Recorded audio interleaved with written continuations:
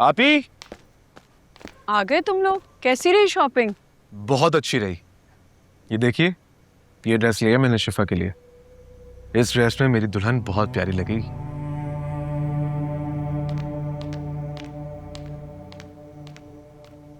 इसे क्या हुआ है? कुछ हुआ है? इसका मूड क्यों खराब है? वहां मार्केट में मांस मिल गया था। माज वहां क्या कर रहा था? पता नहीं, लेकिन जब से शिफा ने मांस को देखा ये ऐसे ही डिस्टर्ब है। जिस शख्स ने तलाक दे दी उसके लिए क्या परेशान होना?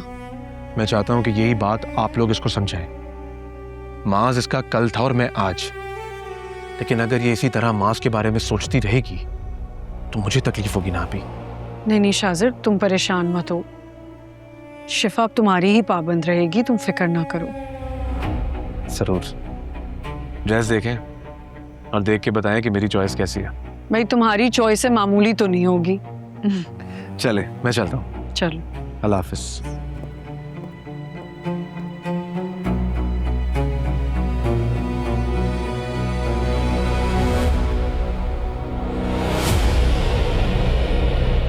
अच्छा है ना? बहुत अच्छा है माशाल्लाह। मुझे तो बड़ा पसंद आया। शाजिर की पसंद है। महंगा होगा। लग रहा है महंगा। शिफा कहाँ है? जब से आई है अपने कमरे में बंद होकर बैठ गई है। शाजिर के सामने भी शर्मिंदा करवा दिया इसने। क्यों? ऐसा क्या हुआ?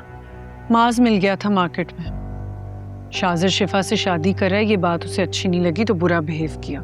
अब जाहिर है नरमीन और शाजिर की शादी होने वाली थी तो कहाँ अच्छी लगेगी ये बात। और वैसे भी मर्द छोड़ी हुई औरत को कहाँ खुश देख सकता है। इसीलिए परेशान हो गई होगी। आलियान, उसका परेशान होना बनता नहीं है। मुझे तो ये समझ में नहीं आ रहा कि तलाक के बाद मास की हिम्मत कैसे हुई शिफा के सामने आने की। भाई,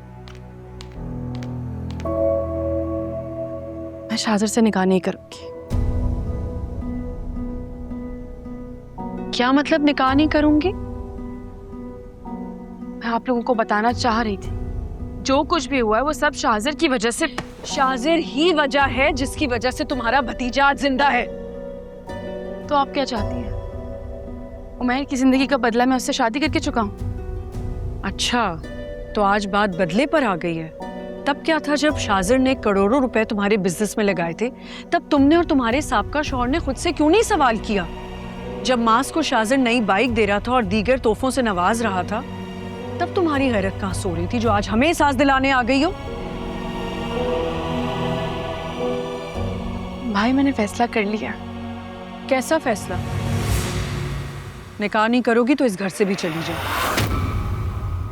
देखते हैं कहाँ रहोगी। इस घर में जो खाना पीना कर रही हो ना, वो भी शाजिर की मेहरबानी है। पता है ना, तुम्हारे भाई को नौकरी नहीं मिली अभी तक और तुम्हारा भतीजा उसी के बदौलत जिंदा है। मेहरबानी करो, निकाह करो और इस घर से जाओ। कुछ तो तुमने जरूर किया होगा जो तुम्हें माज ने तलाक दी है। और आज तुम्हें माज नजर आया तो तुम शाजिर से निकाह करने के लिए इनकार कर रही हो। हम पहले ही तलाक की वजह सबको बता बता के थक गए हैं। ये निकाह तो होगा, वरना जहां जाना चाहती हो जा सकती हो।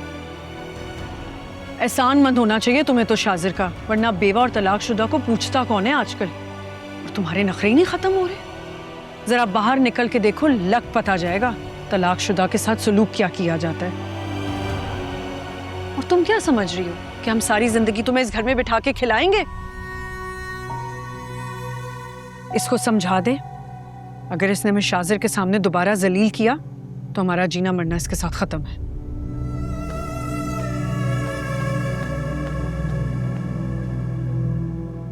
भाई,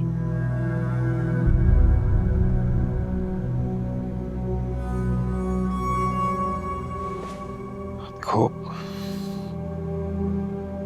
जहरा बहुत तल्ख बातें कर गई है, नहीं करनी चाहिए थी।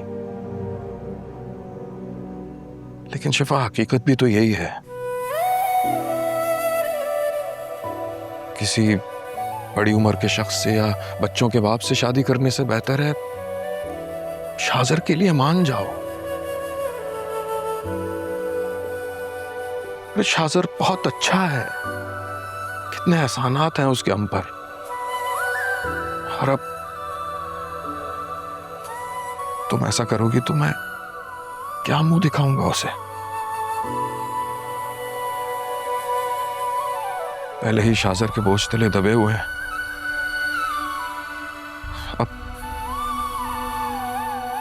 अब और उसकी नजरों में मत गिराना मुझे।